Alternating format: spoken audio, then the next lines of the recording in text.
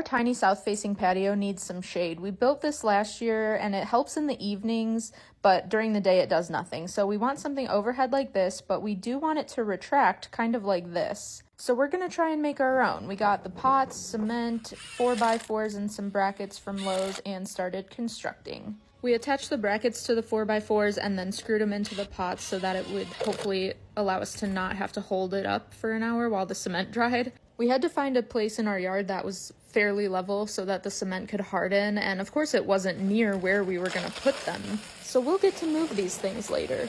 We used 2.5 bags of cement in each one, so they'll weigh about 125 pounds plus whatever a 4x4 weighs. Years ago we bought this drill mixer attachment that we used like once and finally got to use it again, so that's nice. We checked again to make sure everything was level before it hardened, and then we did that all over again for the second one.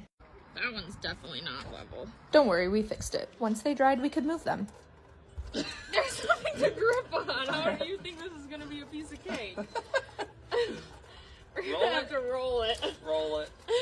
Recommend doing these in place if you can. Follow along to see how we put up our retractable sunshade. We're getting rain tonight, so time to drill some holes.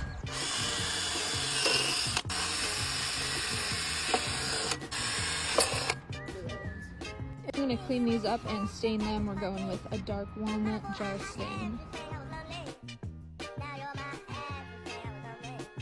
Color's looking awesome. I love the contrast with the pot. And now we'll just have to take this down, and we gotta wait for our shade to come in before we can get these placed and strung up, but I'm excited. Heads up.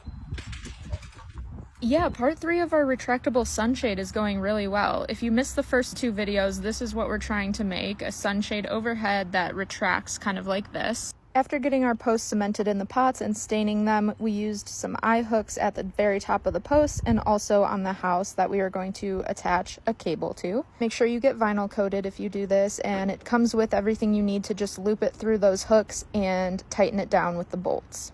Then on the side with the poles, we use these cable tension hooks to attach to the poles, and then we could tighten it down so that it would pull tension on the cable. Then we put carabiners in all of the grommets on the sunshade to slide across the cable. We attached the corner carabiner to the eye hook that was on the house so that way that end would stay still, and then attach the rest of them just on the cable so they could slide.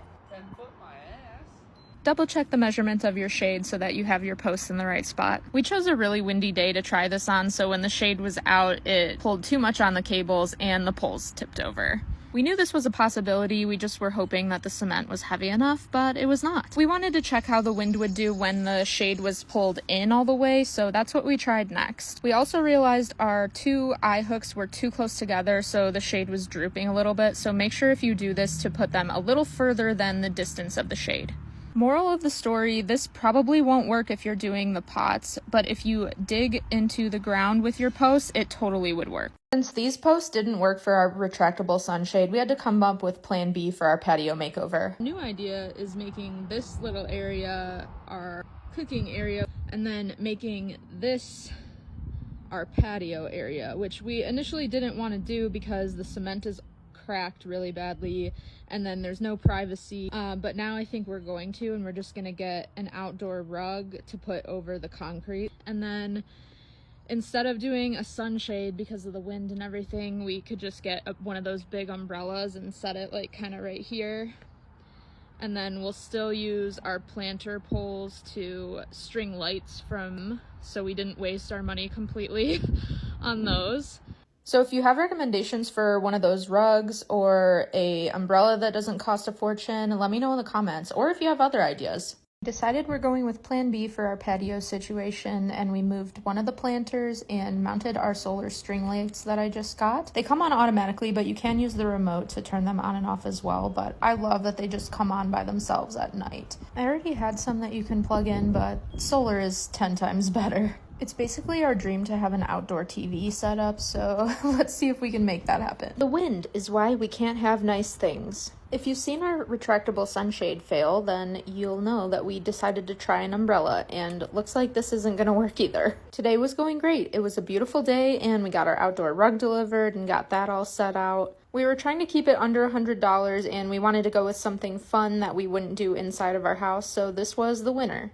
And I do like how it looks. It obviously has to be flattened out, but then we got our umbrella set up, and here is where things went wrong. It seemed to be okay when it was just straight up, but we wanted to tilt it so that we could change where the shade was and how big it was and everything, but then the wind was just taking it. So then I decided to test how much extra weight we needed on the 48-pound base, and the 25 seemed to do it, so I decided to try lighter just to see if we could get away with it. 25 pounds seemed to be the magic number, so I put it back on there, but apparently in the last 3 minutes, the wind picked up, and now that wasn't even holding it when the umbrella was tilted. So if you have any solutions for me, please let me know in the comments. Another part of our patio makeover was my husband building some little shelves to go on our string light poles so that we had somewhere to set like cups and phone, all that kind of stuff. So this is how they turned out. He did a great job. Plan A for shade on our patio was a major fail, and Plan B was a slight fail that we're gonna try to rectify. There were lots of great ideas in the comments on my last video, and we found this online and decided to try to do something like this. But we also didn't want to buy anything, so we took last year's attempt at shade and cut it into a million pieces. And even though they're square, they still give us that fluted look we wanted. Originally, I was gonna stain it to match our planter poles, but decided I wanted to keep the light look that I've seen online. After staining, I started putting poly on the inside of the table since it would be sitting outside. Most of it is pressure treated wood, but not all of it, so we tried to cover it as much as we could. I did 3 coats of poly on the outside of the table. Once it was dry, it was the moment of truth. It was surprisingly easy to get it over the pole with the sandbag on top of the base. Then I got the umbrella on, it looked great, and I was gonna take a reveal video, and it almost fell over. You've gotta be kidding me, right? I think I fixed it though. I realized I needed the sandbag on the other side of the base, and surprisingly was able to do this without taking everything off of it. Now here's the real reveal clip. I think for not spending any money on it besides $3.50 for a bag of sand, it looks pretty good.